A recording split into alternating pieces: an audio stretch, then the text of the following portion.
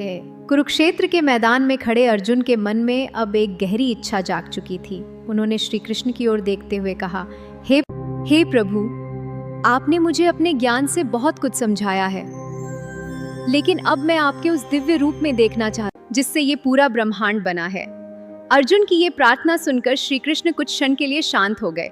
फिर उन्होंने मुस्कुराते हुए कहा, हे अर्जुन, मेरा ये रूप साधारण आंखों से देख पाना संभव नहीं है, इसलिए मैं तुम्हें दिव्य दृष्टि देता हूँ, जिससे तुम मेरे वास्तविक स्वरूप को देख सकोगे।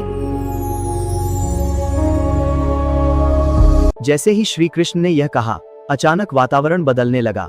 चारों ओर एक अद्भुत प्रकाश फैल गया। समय जैसे थम सा गया था। और फिर अर्जुन वो किसी भी मनुष्य की कल्पना से परे था। उन्होंने देखा कि श्री कृष्ण का शरीर अब सामान्य नहीं रहा। वो एक विराट, अनंत और दिव्य स्वरूप में बदल चुका था। उस रूप में असंख्य मुख, असंख्य नेत्र और अनगिनत भुजाएं थीं। ऐसा लग रहा था जैसे पूरा ब्रह्मांड उसी एक रूप में समाया हुआ हो। अर्जुन के हृदय की धड़कन तेज हो गई। उनकी आंखों के सामने एक ऐसा दृश्य था जिसे शब्दों में बताना लगभग असंभव था। दिव्य दृष्टि मिलने के बाद अर्जुन जो देख रहे थे वो किसी भी मनुष्य की कल्पना से परे था। उन्होंने देखा कि श्री कृष्ण के उस विराट रूप में पूरा ब्रह्मांड समाया हुआ है। असंख्य सूर्य,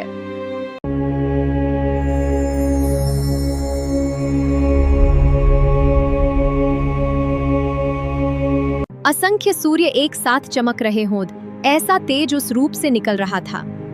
अर्जुन ने देखा उस विराट स्वरूप में सभी देवता, ऋषि और दिव्य शक्तियां उपस्थित थीं।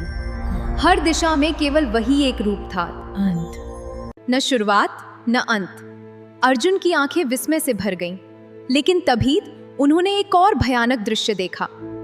उस विराट रूप के भीतर अनेक योद्धा प्रवेश कर रहे थे। कुछ जलते हुए अग्नि में समा रहे थे, कुछ नष्ट हो रहे थे, और वो सब कुछ उसी एक दिव्य रूप के भीतर हो रहा था। अर्जुन का हृदय कांप उठा। उन्होंने कांपती हुई आवाज में कहा, हे प्रभु, मैं आपके इस अद्भुत और भयानक रूप को देखकर विचलित हो रहा हूँ। कृपया बताइए, आप वास्तव में कौन हैं? तब श्री कृष्ण ने गंभीर स्वर में उत्तर दिया, मैं काल हूँ, जो इस संसार का विनाश करने आया है। ये सुनकर अर्जुन स्तब्ध रह गए। उन्हें समझ आने लगा था कि ये युद्ध केवल मनुष्यों का नहीं है, बल्कि ये समय और नियति का खेल है, और इस खेल में हर किसी की भूमिका पहले से तय है। विराट रूप को देखकर अर्जुन का हृदय भय और भक्ति से भर गया था। उनके हाथ कांप रहे थे, आंखों में आश्चर्य और डर दोनों थे।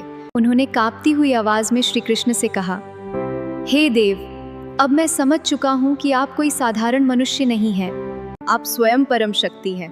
हे प्रभु, मैंने आपको अपना मित्र समझकर कई बार हे कृष्ण, हे सखा कहकर पुकारा। कभी मजाक में, कभी प्रेम में अर्जुन की आवाज भर आई। उन्होंने सिर झुकाकर कहा, अगर मैंने कभी भी आपको अनजाने में अपमानित किया हो तो कृपया मुझे क्षमा करें। अर्जुन पूरी तरह विनम्र हो चुके थे। उन्होंने आगे प्रार्थना की, हे प्रभु, आपका ये विराट रूप बहुत अद्भुत है, लेकिन इसे देखकर मेरा मन विचलित हो रहा है। कृपया आप अपने उस सौम्य और शांत रूप में वापस आ जाइए। अर्जुन अब केवल शांति चाहते थे। तब श्री कृष्ण ने मुस्कुराते हुए कहा, हे अर्जुन, तुमने जो देखा है वो बहुत दुर्लभ है। देवता भी इस रूप को देखने के लिए तरसते हैं। और इतना कहकर धीरे धीरे वो विराट रूप समाप्त होने लगा।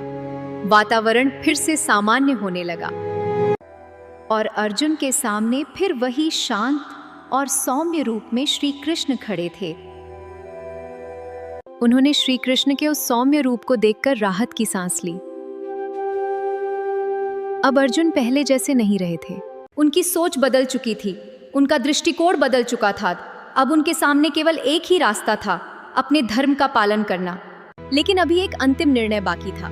क्या अर्जुन सच में युद्ध करने के लिए तैयार हो पाएंगे? क्या वे अपने कर्तव्य को पूरी निष्ठा से निभा पाएंगे? और अंत में श्री कृष्ण अर्जुन को ऐसा क्या कहते हैं जिससे उनका सारा भ्रम हमेशा के लिए दूर हो जाता है?